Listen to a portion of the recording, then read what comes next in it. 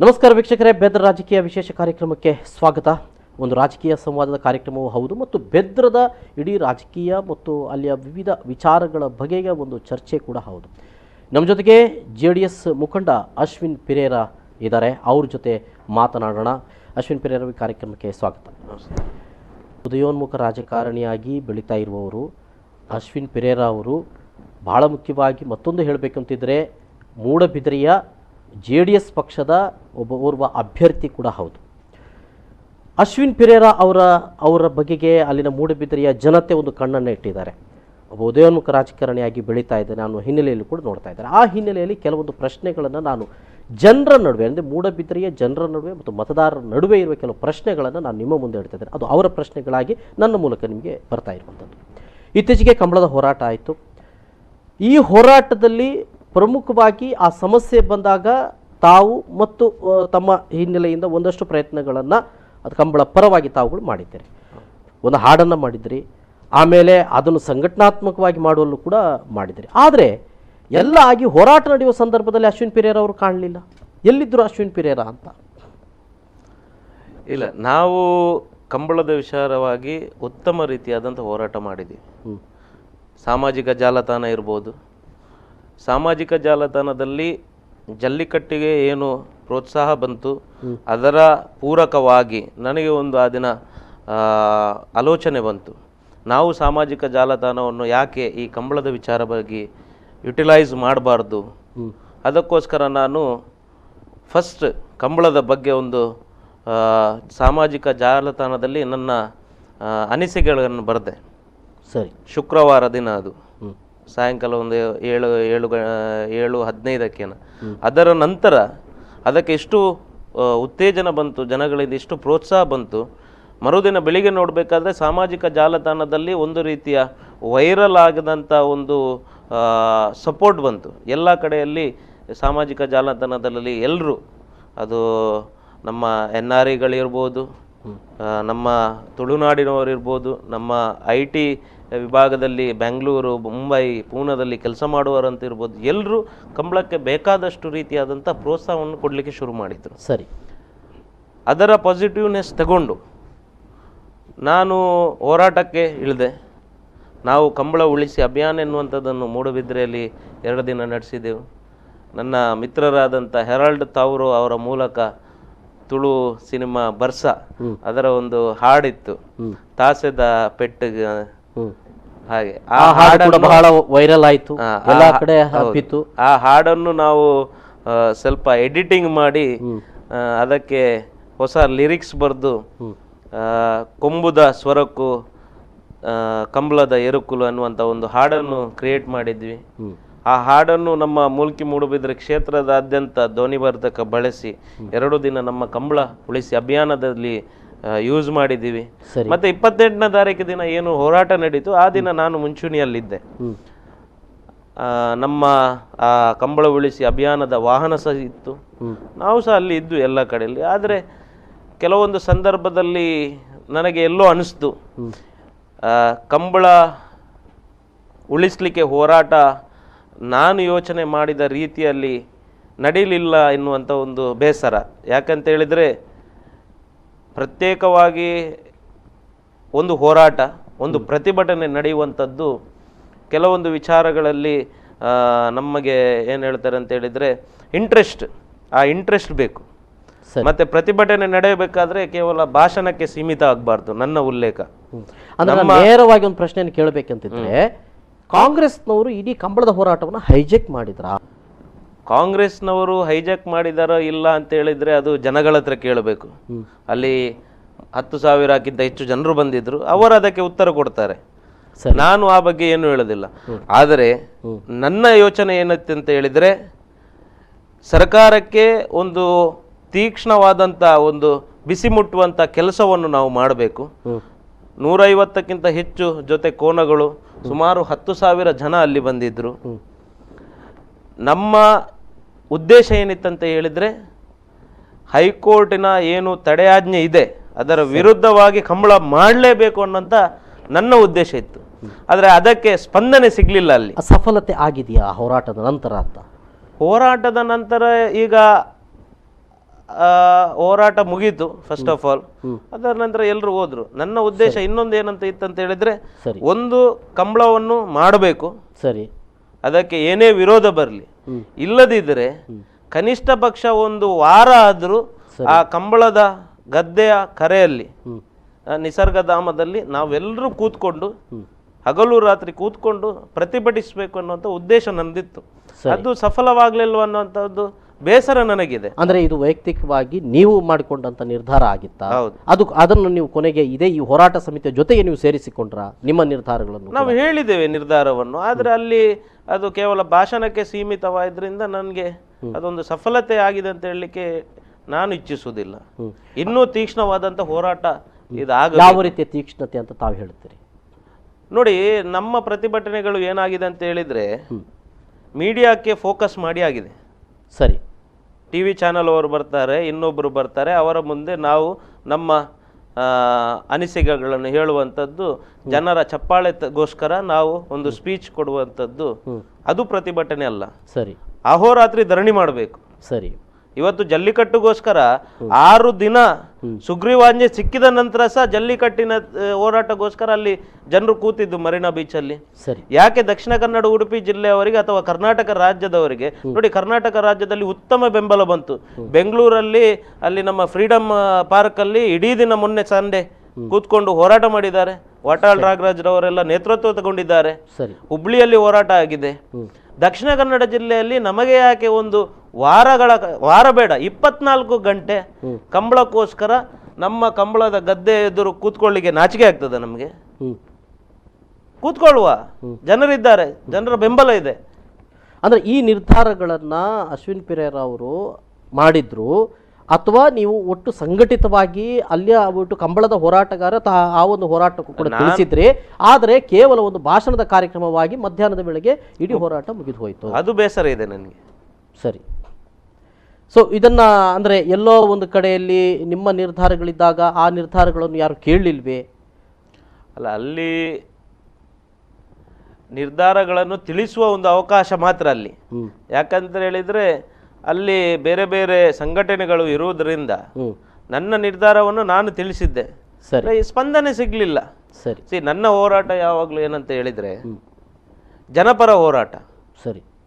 ನೀವು ಕೇಳಿದ್ರಿ ಅಶ್ವಿನ್ ಪಿರೇರ್ ಅವರು 28ನೇ ತಾರೀಕು ಇರಲಿಲ್ಲ ಅಂತ. ನಾನು ಅಲ್ಲಿದ್ದೆ, ಆದರೆ ನನಗೆ ಮೈಲೇಜ್ ಸಿಗಬೇಕು, ನನಗೆ ಮೀಡಿಯಾದವರು ಕವರ್ ಮಾಡಬೇಕು, ನನ್ನನ್ನು ಮೀಡಿಯಾದವರು ಮೇಲೆ ಇಡಬೇಕು, ನಾನು ಇಂಟರ್ವ್ಯೂ ಕೊಡಬೇಕು ಅನ್ನುವಂತ ಎಲ್ಲಾ ಕಂಬಳದ ಪರ ಹೋರಾಟಗಾರರು ಯಾವ ರೀತಿ ಬಂದಿದ್ರು ಅದೇ ರೀತಿಯಾದಂತ ರೀತಿ ನಾನು ಒಬ್ಬ ಸಾಮಾಜಿಕ ಹೋರಾಟಗಾರನಾಗಿ, ಒಂದು ಸಾಮಾನ್ಯ ಹೋರಾಟಗಾರನಾಗಿ ಕಂಬಳಕ್ಕೆ ಬಂದಿದೆ. ಯಾಕಂತ ಹೇಳಿದ್ರೆ ನಾನು ಕೃಷಿ ಹಿನ್ನೆಲೆಯಿಂದ ಬಂದವನು.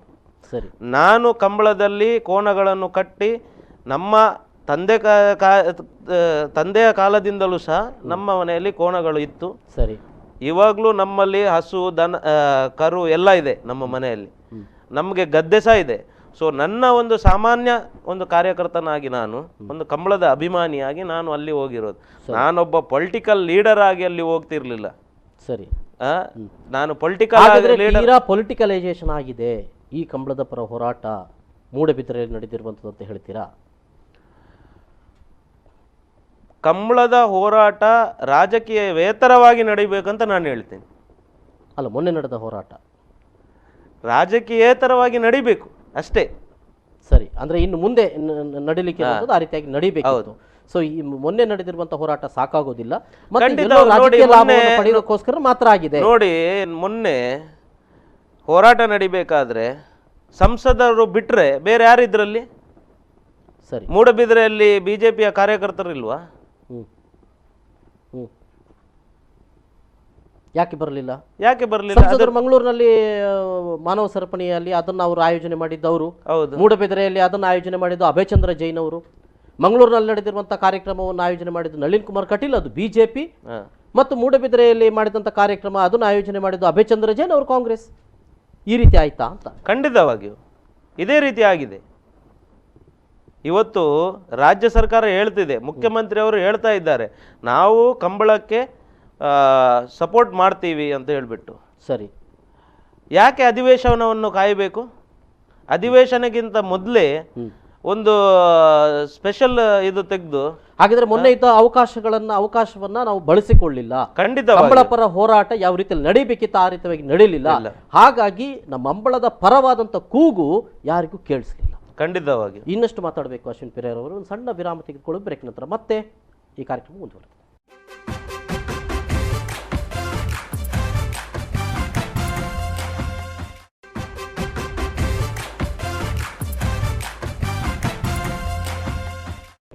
ಬೆದ್ರ ರಾಜಕೀಯ ವಿಶೇಷ ಕಾರ್ಯಕ್ರಮಕ್ಕೆ ಮತ್ತೊಮ್ಮೆ ಸ್ವಾಗತ. ಜೆಡಿಎಸ್ ಮುಖಂಡ ಅಶ್ವಿನ್ ಪಿರೇರ ನಮ್ಮ ಜೊತೆಗಿದ್ದಾರೆ. ನಾನು ಈಗಾಗಲೇ ಮಾತಾಡ್ತಾ ಇದ್ದೆ, ಕಂಬಳದ ಪರವಾದಂಥ ಹೋರಾಟ ಕಂಬಳದ ಪರವಾಗಿ ನಡೀಬೇಕಿತ್ತು, ಕಂಬಳವನ್ನು ಉಳಿಸಿಕೊಳ್ಳಿಕ್ಕಾಗಿ ಆಗಬೇಕಿತ್ತು, ಎಲ್ಲ ರಾಜಕೀಯಗಳನ್ನು ಮರೆತು ಅಲ್ಲಿ ಹೋರಾಟಗಳು ಆಗಬೇಕಿತ್ತು.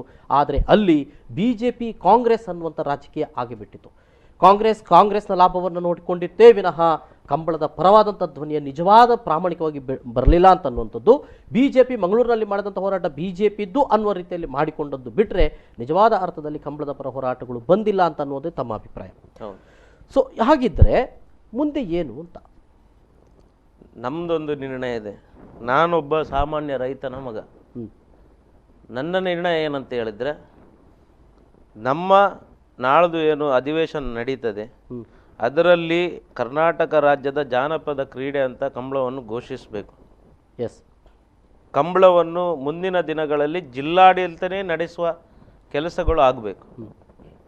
ಇದೊಂದು ಗ್ರಾಮೀಣ ಕ್ರೀಡೆ, ಜಿಲ್ಲಾಡಳಿತ ಅದರ ಉಸ್ತುವಾರಿ ತಗೊಳ್ಬೇಕು. ತೀರ್ಪು ಕೋರ್ಟ್ನ ಮೊನ್ನೆ ಮತ್ತೆ ಒಂದು ಇದನ್ನ ಆದೇಶವನ್ನು ಕೊಟ್ಟಿದೆ ಕೋರ್ಟ್.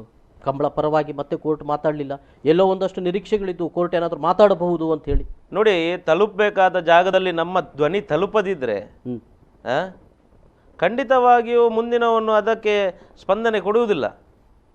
ಅದು ಕೋರ್ಟ್ ಅಂತಲ್ಲ, ಎಲ್ಲ ವಿಚಾರದಲ್ಲಿ. ಓಕೆ, ಈಗ ಮತ್ತೆ ಕೋರ್ಟ್ ನೀಡಿರುವಂಥ ಒಂದು ಆದೇಶವನ್ನು ನೋಡಿದರೆ ಮತ್ತೆ ನ್ಯಾಯಾಲಯ ಬಹುಶಃ ಕಂಬಳ ಪರವಾದಂಥ ತೀರ್ಪು ಬರಬಹುದು ಅನ್ನುವಂಥ ನಿರೀಕ್ಷೆಗಳು ಉಳಿದುಕೊಂಡಿಲ್ಲ ಅಂತ ಅನಿಸ್ತಾ ಇದೆ ನನಗೆ. ಹಾಗಿದ್ರೆ ಯಾರು ಮಾಡಬೇಕು, ಯಾರು ಉಳಿಬೇಕು? ರಾಜ್ಯ ಸರ್ಕಾರ ಮಾಡಬೇಕು. ರಾಜ್ಯ ಸರ್ಕಾರ ಕಂಬಳವನ್ನು ಒಂದು ಸುಗ್ರೀವಾಜ್ಞೆ ಹೊರಡಿಸ್ಲಿ, ಕಂಬಳ ನಮ್ಮ ಜಾನಪದ ಕ್ರೀಡೆ ಅಂತ ಘೋಷಿಸ್ಲಿ. ಸರಿ, ಕಂಬಳ ನಡೆಸ್ಬೋದಲ್ವಾ? ಈಗ ಜಲ್ಲಿಕಟ್ಟನ್ನು ನಡೆಸಲಿಕ್ಕೆ ಆಗ್ಲಿಲ್ವಾ? ಹಾಗೇನೆ ರಾಜ್ಯ ಸರ್ಕಾರ ಕಂಬಳವನ್ನು ಸಹ ಒಂದು ನಮ್ಮ ರಾಜ್ಯದ ಜಾನಪದ ಕ್ರೀಡೆ ಅಂತ ಘೋಷಿಸ್ಲಿ. ಯಾಕೆ ಮಾಡ್ಲಿಕ್ಕೆ ಆಗುದಿಲ್ಲ? ಅಧಿವೇಶನ ನಡೀತಾ ಇದೆ, ಅಧಿವೇಶನ ನಡೆಯುವಂಥ ಸಂದರ್ಭದಲ್ಲಿ ತಗೊಳ್ಬಹುದು ಅಂತ ತಾವು ಹೇಳೋದು. ಹೌದು. ಹಾಗಾದ್ರೆ ಯಾರು ಇದಕ್ಕೆ ಧ್ವನಿ ಮೊಳಗಿಸಬೇಕಾದವರು? ನಮ್ಮ ಜಿಲ್ಲೆ ಒಂದಷ್ಟು ಶಾಸಕರುಗಳು ಇದ್ದಾರೆ. ಹೌದು, ಎಲ್ಲ ಕಡೆಯಲ್ಲಿ ಜಿಲ್ಲೆಯ ಶಾಸಕರು, ಮಂತ್ರಿಮಂಡಲದವರು ಎಲ್ಲರೂ ಹೇಳಿದಾರಲ್ವ, ನಾವು ಕಂಬಳದ ಪರವಾಗಿ ಇದ್ದೀವಿ ಅಂತ ಹೇಳ್ಬಿಟ್ಟು. Let them take A decision. Okay, ಎಲ್ಲಿವರೆಗೆ ಕಾಯ್ತೀರಿ ಅಂತ ಹೇಳಿ? ಅಧಿವೇಶನ ಮುಗಿಯುವವರೆಗೆ ಕಾಯ್ತೀವಿ. ಅಧಿವೇಶನ ಮುಗಿಯುವವರೆಗೆ ಕಾಯ್ದಿದ್ರೆ ನಾನು ಕಂಬಳ ನಮ್ಮ ನಿಸರ್ಗಧಾಮ, ಕಡ್ಲೆಕೆರೆ ನಿಸರ್ಗಧಾಮದಲ್ಲಿ ಸರಿ ಏನು ಕಂಬಳ ನಡೀತದೆ ಆ ಜಾಗದಲ್ಲಿ ನನ್ನ ಮಿತ್ರರೊಟ್ಟಿಗೆ ಸೇರಿ ಸರಿ ಪಕ್ಷೇತರವಾಗಿ, ಪಕ್ಷಾತೀತವಾಗಿ, ಗೊತ್ತಾಯ್ತಲ್ವಾ, ರಾಜಕೀಯ ಬೇಳೆ ಬೇಯಿಸ್ಲಿಕ್ಕಲ್ಲ, ಪಕ್ಷಾತೀತವಾಗಿ ನಾನು ಅಹೋರಾತ್ರಿ ಧರಣಿ ಕೂತ್ಕೊಳ್ತೀನಿ. ಯಾವಾಗ? ಫೆಬ್ರವರಿ ಅಧಿವೇಶನ ಮುಗಿದ ನಂತರ. ಅಧಿವೇಶನದಲ್ಲಿ ಒಂದು ವೇಳೆ ಕಂಬಳದ ಪರವಾದ ನಿರ್ಣಯ ಬರದಿದ್ರೆ ನಾನು ಧರಣಿ ಕೂತ್ಕೊಳ್ತೀನಿ. ಅಹೋರಾತ್ರಿ ಕಂಬಳದ ಕೋಣಗಳ ಜೊತೆನೆ ಧರಣಿ ಕೂತ್ಕೊಳ್ತೀನಿ. ಓಕೆ, ಎಸ್, ಇದು ಒಂದು ಹಂತದಲ್ಲಿ ಇಡೀ ಕಂಬಳದ ಪರವಾದಂಥ ಒಂದು ರೀತಿಯದ್ದಾಗಿದ್ದರೆ, ಇನ್ನು ಮೂಡುಬಿದಿರೆ ರಾಜಕೀಯದ ಬಗ್ಗೆ ತಮ್ಮ ಜೊತೆಗೆ ನಾನು ಮಾತಾಡಬೇಕು. ತಾವು JDS ಅಭ್ಯರ್ಥಿ ಅಂತ ಘೋಷಣೆ ಆಗಿದೆ. ತಾವು ಅಭ್ಯರ್ಥಿ ಅಂತ ಅನ್ನುವಂಥದ್ದು ಕೂಡ JDS ಪಕ್ಷ ಹೇಳಿಕೊಂಡಿದೆ. ಮೂಡುಬಿದಿರೆಯಲ್ಲಿ ಕಾಂಗ್ರೆಸ್ ಮತ್ತು BJP ನಡುವೆ ಸೆಣಸಾಟ ಇರುವಂಥ ಆ ಕ್ಷೇತ್ರದಲ್ಲಿ ಒಂದೊಮ್ಮೆ JDS ಪ್ರಬಲವಾಗಿ, ಅಂದರೆ ಅಲ್ಲಿ ಶಾಸಕರಾಗಿ ಮತ್ತೊಮ್ಮೆ ಸಚಿವರು ಕೂಡ ಆಗಿದ್ದಂಥ ಅಮರನಾಥ್ ಶೆಟ್ಟಿ ಅವರು ಕ್ಷೇತ್ರ ಕೂಡ ಹೌದು. ಆದರೆ JDS ಮತ್ತು ಎಲ್ಲೂ ಕೂಡ ಎದ್ದು ನಿಲ್ಲಕ್ಕೆ ಸಾಧ್ಯ ಇಲ್ಲ ಅನ್ನುವಷ್ಟರ ಮಟ್ಟಿಗೆ ಬೇರೆ ಬೇರೆ ರಾಜಕೀಯವಾದಂಥ ಹಿನ್ನೆಲೆಯನ್ನು ಗಮನಿಸುವಾಗ ನಮಗೆ ಗೊತ್ತಾಗ್ತಾ ಇದೆ. ಇಂಥ ಸಂದರ್ಭದಲ್ಲಿ JDSನಿಂದಲೇ ತಾವು ಮತ್ತೆ ಅಭ್ಯರ್ಥಿಯಾಗಲಿಕ್ಕೆ ಹೊರಟಿದ್ದೀರಿ. ಒಂದಷ್ಟು ನಿರೀಕ್ಷೆಗಳು ಇವೆಯಾ? ಯಾವ ನಿರೀಕ್ಷೆಯನ್ನು ಇಟ್ಕೊಂಡು JDS ಸೇರಿದ್ದೀರಿ ಅಲ್ಲಿ ಅಂತ?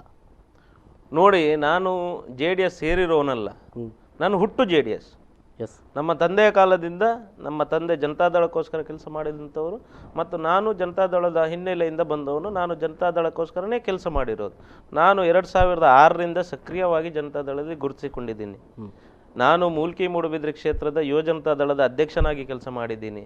ಕರ್ನಾಟಕ ರಾಜ್ಯ ಯುವ ಜನತಾದಳದ ಕಾರ್ಯದರ್ಶಿಯಾಗಿ ಕೆಲಸ ಮಾಡಿದ್ದೀನಿ, ರಾಜ್ಯ ಕಾರ್ಯದರ್ಶಿಯಾಗಿ.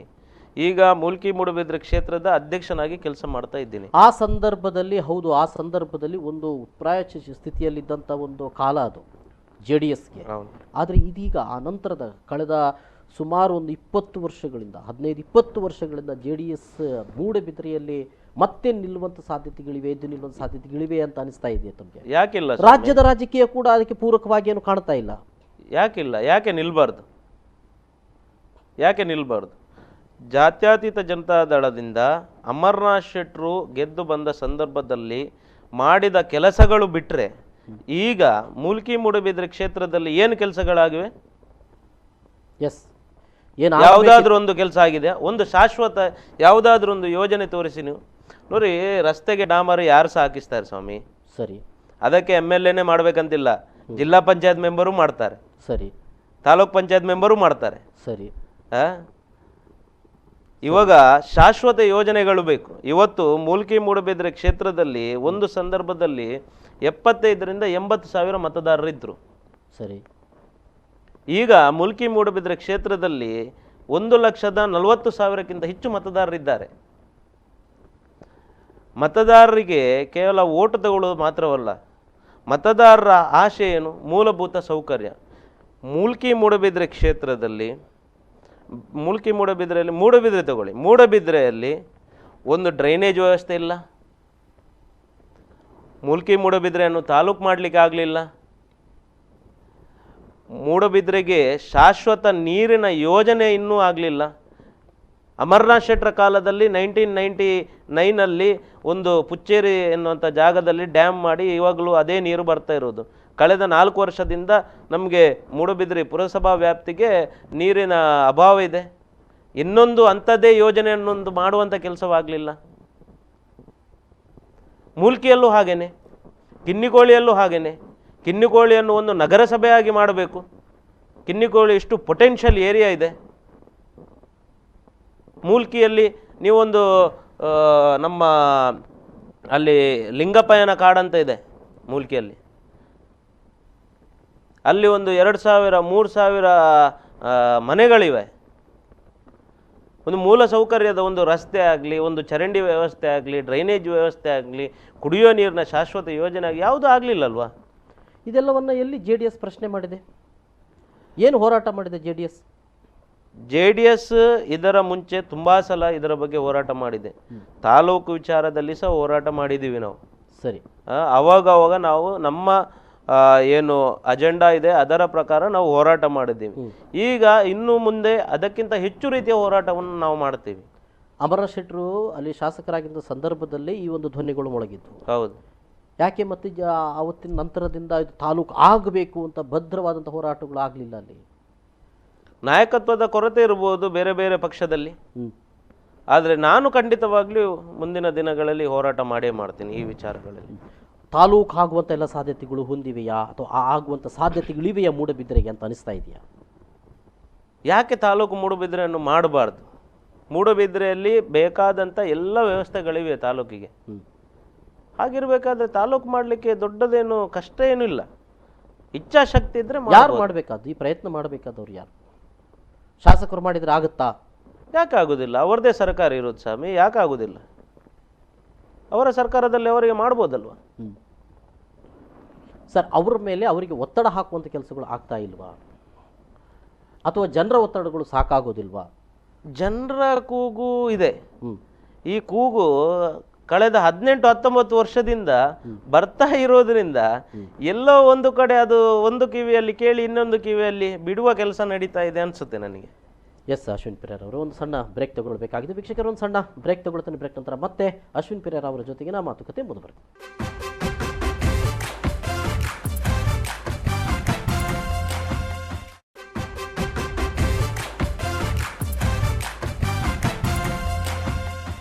ಮತ್ತೊಮ್ಮೆ ಸ್ವಾಗತ. ಬೆದ್ರ ರಾಜಕೀಯ ಈ ವಿಶೇಷ ಕಾರ್ಯಕ್ರಮದಲ್ಲಿ ನಮ್ಮ ಜೊತೆಗೆ JDS ಮುಖಂಡ ಅಶ್ವಿನ್ ಪಿರೇರ ಅವರಿದ್ದಾರೆ. ಈಗಾಗಲೇ ಒಂದಷ್ಟು ಮಾತುಕತೆಯನ್ನು ನಾನು ಮಾಡ್ತಾ ಇದ್ದೆ. ಅಶ್ವಿನ್ ಪಿರೇರ್ ಅವರೇ, ರಾಜಕೀಯದಲ್ಲಿ ತಾವು ಬಹಳ ತಮ್ಮ ತಂದೆಯವರು ಕೂಡ JDSನಲ್ಲೇ ಇದ್ದವರು, ಆ ಮೂಲಕವಾಗಿ ರಾಜಕೀಯವನ್ನು ಕೂಡ ಅರಿತುಕೊಂಡವರು. ಬೆದ್ರದ ಬಗ್ಗೆನೂ ಕೂಡ ಅರಿತುಕೊಂಡವರು. ಒಂದಷ್ಟು ಸಮಸ್ಯೆಗಳು ತಮಗೆ ಗೊತ್ತಿದೆ, ಶಾಸಕರು ಮಾಡಬೇಕಾಗಿತ್ತು, ಕೆಲವೊಂದು ಮಾಡಿಲ್ಲ ಅಂತ ಅನ್ನುವಂಥದ್ದು ಕೂಡ ಇದೆ. ಈ ಸಂದರ್ಭದಲ್ಲಿ ನಾನು ಆಗಲೇ ಒಂದು ಪ್ರಶ್ನೆಯನ್ನು ಕೇಳಿದ್ದೆ, ಅಂದರೆ ರಾಜ್ಯದಲ್ಲೇ ಈ ಮುಂದಿನ ಹಂತದಲ್ಲೂ ಕೂಡ ಯಾವ ಒಂದು ನಿರೀಕ್ಷೆಯನ್ನು ನೀವು ಇಟ್ಟುಕೊಂಡಿದ್ದೀರಿ ಅಂತ, ಅಂದರೆ ಮೂಡಬಿದಿರೆಯಲ್ಲೂ ನಾವು ಗೆಲ್ಲುವ ಸಾಧ್ಯತೆಗಳಿವೆ ಅಥವಾ ರಾಜ್ಯದಲ್ಲೂ ಕೂಡ JDS ಸರ್ಕಾರ ಮಾಡ್ತದೆ ಅಂತ ಅನ್ನುವ ನಿರೀಕ್ಷೆಗಳೇನಾದರೂ ಇವೆಯಾ? ಖಂಡಿತವಾಗಿಯೂ ಈ ಸಲ 2018 ಏನು ಚುನಾವಣೆ ಆಗ್ತದೆ ಅದರಲ್ಲಿ ಜನತಾದಳ ಅತಿ ಹೆಚ್ಚು ಸ್ಥಾನಗಳನ್ನು ಗಳಿಸ್ತದೆ. ಯಾವ ಕಾರಣ, ಯಾವ ಹಿನ್ನೆಲೆಯಿಂದಾಗಿ? ನೋಡಿ, ನಮ್ಮ ರಾಜ್ಯದ ರಾಜ್ಯಾಧ್ಯಕ್ಷರಾದ ಕುಮಾರಸ್ವಾಮಿ ಅವರು ಸರಿ, ಅವರು ನೀಡಿದಂಥ ಕೆಲಸ ಕಾರ್ಯಗಳು, ಅವರು 20 ತಿಂಗಳಲ್ಲಿ ಏನು ಒಂದು ಆಳ್ವಿಕೆಯನ್ನು ನೀಡಿದ್ದಾರೆ, ಒಬ್ಬ ಸಾಮಾನ್ಯ ರೈತನ ಮಗನಾಗಿ ಅವರು ಒಂದು ಆಳ್ವಿಕೆಯನ್ನು ನೀಡಿದಂಥವ್ರು. ಅವರು ಮಾಜಿ ಪ್ರಧಾನಮಂತ್ರಿಯ ಮಗನಾಗಿ ಅವರು ನಾನು ಮುಖ್ಯಮಂತ್ರಿ ಅಂತ ಹೇಳ್ಕೊಂಡು ತಿರುಗಾಡಿದಂಥವರಲ್ಲ. ಅವರು ಸಾಮಾನ್ಯ ರೈತನ ಮಗನಾಗಿ ಅವರಿಗೆ ಜನರ ಮತದಾರರ ನೋವುಗಳನ್ನು ಅರಿತುಕೊಂಡು ಅವರು ನೀಡಿದಂಥ ಒಂದು 20 ತಿಂಗಳದ ಆಳ್ವಿಕೆ ಏನಿದೆ ಇವಾಗಲೂ ಜನರ ಮನಸ್ಸಲ್ಲಿದೆ. ಮತ್ತು ಜನತಾದಳ ಸಿಂಗಲ್ ಅಜೆಂಡಾ ಇದೆ. ಈಗ ಜನತಾದಳ ಸರ್ಕಾರ ಬಂದರೆ ಇವಾಗಲೇ ಕುಮಾರಸ್ವಾಮಿ ಅವರು ಹೇಳಿದ್ದಾರೆ, ಸರಿ, ನಮ್ಮ ರಾಜ್ಯದ 26,000 ಕೋಟಿ ರೂಪಾಯಿ ಏನು ರೈತರ ಸಾಲ ಇದೆ ಅದನ್ನು ಮನ್ನಾ ಮಾಡ್ತೀನಿ ಅಂತ ಹೇಳಿಬಿಟ್ಟು, ಮತ್ತು ಮೊನ್ನೆ ಒಂದು ನಮ್ಮ ಈಗಿನ ರಾಜ್ಯ ಸರ್ಕಾರಕ್ಕೆ ಸಹ ಅವರು ಒಂದು ಪ್ರಶ್ನೆಯನ್ನು ಹಾಕಿದ್ದಾರೆ, ನೀವು ತಾಕತ್ತಿದ್ರೆ ಇವಾಗ ಈ ನಮ್ಮ ರೈತರ ಸಾಲವನ್ನು ಮನ್ನಾ ಮಾಡಿ ಅಂತ ಹೇಳಿಬಿಟ್ಟು. ಇಂಥ ಯೋಚನೆಗಳಿರುವುದು ಕುಮಾರಸ್ವಾಮಿ ಅಂತ ಒಬ್ಬ ನಾಯಕರಿಗೆ ಮಾತ್ರ. ಇವತ್ತು ಕಾವೇರಿ ವಿಚಾರದಲ್ಲಿ ಅತಿ ಹೆಚ್ಚು ರೀತಿಯ ಹೋರಾಟ ಮಾಡಿದ್ದು ಜಾತ್ಯತೀತ ಜನತಾದಳದ ಪಕ್ಷ.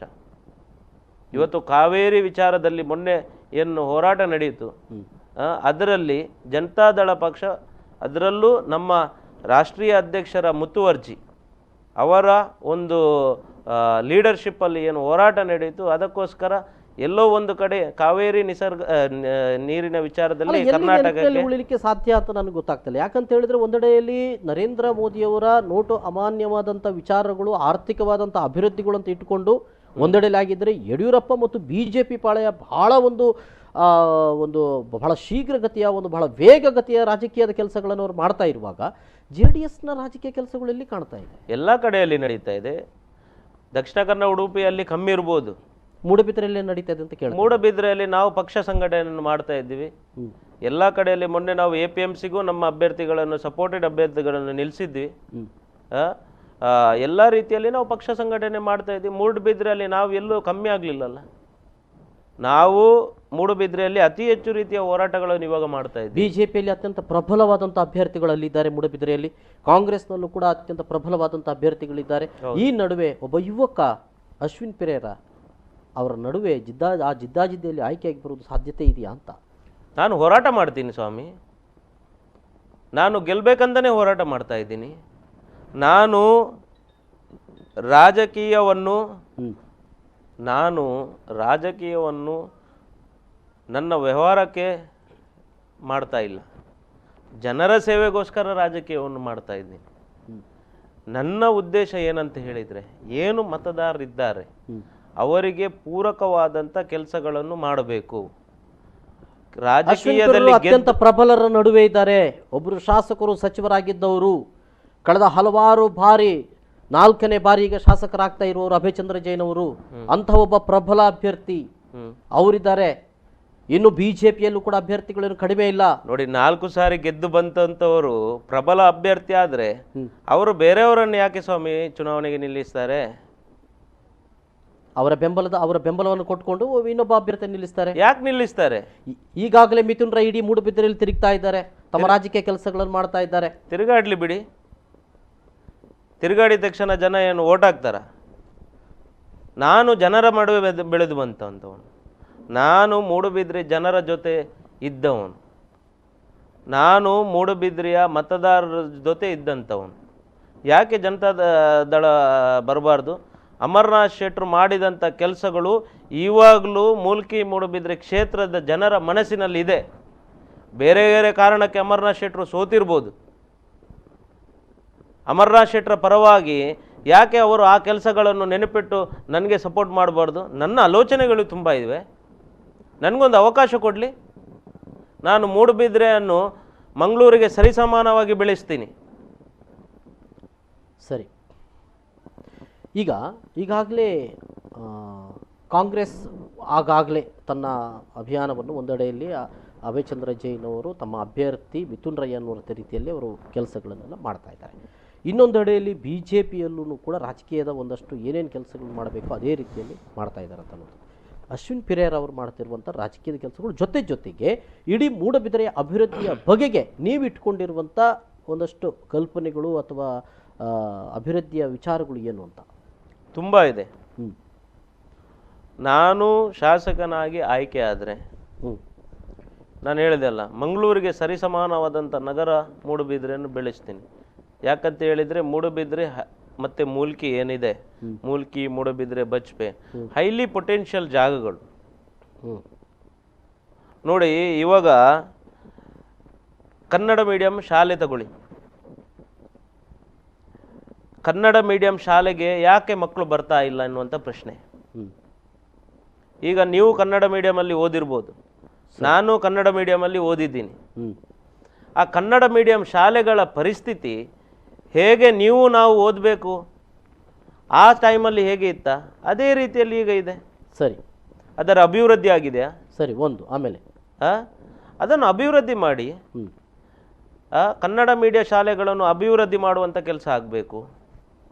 ಅಲ್ಲಲ್ಲಿ ನಮ್ಮ ಹೇಗೆ ಪ್ರೈವೇಟ್ ಶಾಲೆಗಳು ಹೊಸ ಬಿಲ್ಡಿಂಗ್ಸ್ ಆಗಿ ಹೇಗೆ ಪರಿವರ್ತನೆ ಆಗ್ತದೆ ಅದೇ ರೀತಿಯಾದಂಥ ಕೆಲಸಗಳನ್ನು ಮಾಡಬೇಕು. ಮೂಡುಬಿದ್ರೆಯಲ್ಲಿ ತೋರಿಸಿ, ಇಷ್ಟು ವರ್ಷದಿಂದ ಎಲ್ಲಾದರೂ ಒಂದು ಹೊಸದು ಪ್ರೌಢಶಾಲೆ ಆಗಿದೆ. ಎಸ್, ತಮ್ಮ ಪರವಾಗಿ ತಮ್ಮ ಪರವಾಗಿ ಹಿರಿಯ ನಾಯಕರು ಅಮರನಾಥ್ ಶೆಟ್ಟರು ಇದ್ದಾರೆ.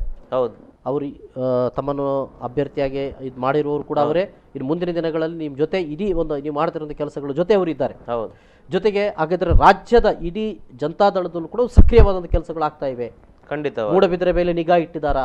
ಖಂಡಿತವಾಗಿಯೂ ರಾಜ್ಯ ಮಟ್ಟದ ನಾಯಕರು ಎಲ್ಲರೂ ಮೂಡಬಿದ್ರೆ ಒಂದು ನಮ್ಮ ಮುಂದಿನ ದಿನಗಳಲ್ಲಿ ಜಾತ್ಯತೀತ ಜನತಾದಳ ಗೆದ್ದು ಬರುವ ಪ್ರತಿಷ್ಠೆಯ ಕ್ಷೇತ್ರ ತೆಗೆದುಕೊಳ್ತದ. ಖಂಡಿತವಾಗಿಯೂ ಆ ಬಗೆಗೆ ನಿಮ್ಗೆ ಏನಾದರೂ ಸೂಚನೆಗಳು ಬಂದಿದ್ದಾವ ಅಂತ? ಖಂಡಿತವಾಗಿಯೂ ನಾನು ಅದರ ಪರವಾಗಿ ಇವಾಗ ಕೆಲಸ ಮಾಡ್ತಾ ಇದ್ದೀನಿ. ಮತ್ತೆ ಅಭಿವೃದ್ಧಿಯ ಬಗ್ಗೆ ಇನ್ನೊಂದು ನೀವು ಹೇಳಿದ್ರಿ, ನನಗೆ ಒಂದು ವಿಚಾರ ಇದೆ. ಏನಂತ ಹೇಳಿದ್ರೆ, ಇಷ್ಟರವರೆಗೆ ಮೂಲ್ಕಿ ಮೂಡಬಿದ್ರೆ ಕ್ಷೇತ್ರದಲ್ಲಿ ಒಂದು government degree college PU college ಮಾಡಲಿಕ್ಕೆ ಆಗಲಿಲ್ಲ. ಸರಿ, ಇವತ್ತು ಅತಿ ಹೆಚ್ಚು ಶಿಕ್ಷಣಕ್ಕೆ ಮಹತ್ವ ಕೊಟ್ಟರೆ ಮಾತ್ರ ನಮ್ಮ ಮುಂದಿನ ಪೀಳಿಗೆ ಏನಿದೆ ಉತ್ತಮ ಜೀವನವನ್ನು ನಡೆಸಲಿಕ್ಕೆ ಆಗ್ತದೆ. ನನ್ನ ಇಂಟೆನ್ಷನ್ ಇದೆ, ನಾನು ಶಾಸಕನಾಗಿ ಆಯ್ಕೆ ಆದಲ್ಲಿ ಸರಿ ಮೂಡಬಿದ್ರೆ ಮೂಲ್ಕಿಗೆ ಒಂದು ಡಿಗ್ರಿ ಕಾಲೇಜ್ ತರುವಂಥ ಕೆಲಸಗಳನ್ನು ಮಾಡ್ತೀನಿ. ಅಲ್ಲ, ಈಗಲೇ ಈ ರೀತಿಯ ಒತ್ತಡಗಳನ್ನು ಹಾಕ್ತಾ ಇದ್ದೀರಾ? ಈ ರೀತಿಯ ಹೋರಾಟಗಳನ್ನು ಮಾಡ್ತಾ ಇದ್ರೆ ಈಗಲೇ ಅಂತ? ನಾನು ಇವಾಗ ಹೋರಾಟ ಮಾಡಿದರೆ ಈಗಿನ ಶಾಸಕರು ಮಾಡ್ತಾರೆ ಅನ್ನುವಂಥ ನಂಬಿಕೆ ನನಗಿಲ್ಲ. ಯಾಕೆಂತ ಹೇಳಿದರೆ ಅವರಿಗೆ ಮಾಡಲಿಕ್ಕೆ ತುಂಬ ಕೆಲಸಗಳಿವೆ ಸ್ವಾಮಿ. ಇದು ನನ್ನ ಆಲೋಚನೆ. ಸರಿ, ನೀವು ಶಾಸಕರಾಗಿ ಬಂದಾಗ ನೀವು ನನ್ನ ಆಲೋಚನೆ ಇಲ್ಲಿ ಹೋರಾಟ ಮಾಡಿ ಯಾರಿಂದಲೂ ಅದನ್ನು ಪಡೆದುಕೊಳ್ಳಿಕ್ಕೆ ಅವರು ಕೊಡುವಷ್ಟರ ಮಟ್ಟಿಗೆ ಇಲ್ಲ ಅಂತ ನಾವು ಹೇಳ್ತಾ ಇಲ್ಲ. ಒಂದು ವೇಳೆ ನಾನು ಆಯ್ಕೆ ಆಗದಿದ್ದಲ್ಲಿ ಖಂಡಿತವಾಗಿ ಇದರ ಬಗ್ಗೆ ನಾನು ಹೋರಾಟ ಮಾಡ್ತೀನಿ. ಎಸ್ ಅಶ್ವಿನ್ ಅವರೇ, ಈಗಾಗಲೇ ತಾವು ಒಂದಷ್ಟು ಅಂದರೆ ಕಂಬಳ ಪರವಾದಂಥ ಹೋರಾಟ ಸಾಕಾಗಲಿಲ್ಲ, ಇದು ಮುಂದಿನ ದಿನಗಳಲ್ಲಿ ಅಧಿವೇಶನದಲ್ಲಿ ಸುಗ್ರೀವಾಜ್ಞೆ ಹೊರಡಿಸಬೇಕು, ಅದನ್ನು ಹೊರಡಿಸದೇ ಇದ್ದರೆ ಒಂದು ಅಹೋರಾತ್ರಿ ಹೋರಾಟವನ್ನು ಮಾಡ್ತೀರಿ ಅಂತ ಒಂದನೇದಾಗಿ ಹೇಳಿದ್ರಿ. ಇನ್ನೊಂದೆಡೆಯಲ್ಲಿ ಏನೇನು ಮೂಡಬಿದ್ದರೆ ಸಮಸ್ಯೆಗಳಿದ್ದೆವೋ ಈ ಎಲ್ಲ ಸಮಸ್ಯೆಗಳ ಪರವಾಗಿ ಜನರ ಜೊತೆ ನಾನು ತೊಡಗಿಸಿಕೊಳ್ತೇನೆ ಅಂತ ಹೇಳ್ತಾರೆ. ಜೊತೆಗೆ ಇಡೀ JDS ಅನ್ನು ಒಂದು ಬಲಿಷ್ಠವಾಗಿ ಕಟ್ಟುವಂಥ ರೀತಿಯಲ್ಲೂ ಕೂಡ ಪಣ ತೊಡುವಂಥ ಒಂದು ದೊಡ್ಡ ಯುವಕರ ಪಡೆ ತಮ್ಮ ಜೊತೆ ಇದೆ ಅಂತ ಅನಿಸ್ತಾ ಇದೆಯಾ? ಖಂಡಿತ, ನಮ್ಮ ಹತ್ರ ಇವಾಗಲೂ ಕಾರ್ಯಕರ್ತರಿದ್ದಾರೆ. ನೀವು ಜನತಾದಳ ಮೂಡಬಿದ್ರೆ ಆಫೀಸ್ಗೆ ಬನ್ನಿ, ಅತಿ ಹೆಚ್ಚು ಕಾರ್ಯಕರ್ತರು ನಮ್ಮ ಹತ್ರ ಇದ್ದಾರೆ, ಪರವಾಗಿದ್ದಾರೆ ಅಂತ ಹೇಳ್ತಾರೆ. ನೋಡಿ, ಬಿಜೆಪಿ ಮಿಥುನ್ ರೈ ಅವರು ಕೂಡ ಒಂದಷ್ಟು ಯುವಕರನ್ನ ಸಂಘಟನೆ ಮಾಡ್ತಾ ಇದ್ದಾರೆ. ಮಾಡ್ಲಿ ಬಿಡಿ, ಅದೆಲ್ಲ ಅವರ ಕೆಲಸ ಕಾರ್ಯಗಳು, ಅದನ್ನು ನಾವು ರಿಸ್ಟ್ರಿಕ್ಟ್ ನಡುವೆ ಅಶ್ವಿನ್ ಪಿರೇರ್ ಅವರು ನನಗೆ ನನ್ನದೇ ಸೆಳೆಯುವಂತ ಕೆಲಸ ಮಾಡ್ತಾರೆ. ನೋಡಿ, ನನಗೆ ನನ್ನದೇ ರೀತಿಯಾದಂತ ಬೆಂಬಲ ಇದೆ. ಮೂಡಬಿದ್ರೆ ಮೂಡಬಿದ್ರೆ ಜನ ಅಶ್ವಿನ್ ಪಿರೇರ್ ಅವರನ್ನು ಈಗ ನೋಡಿದ್ದಲ್ಲ ಸ್ವಾಮಿ, ಸರಿ 2006ರಿಂದ ನೋಡ್ತಾ ಇದ್ದಾರೆ.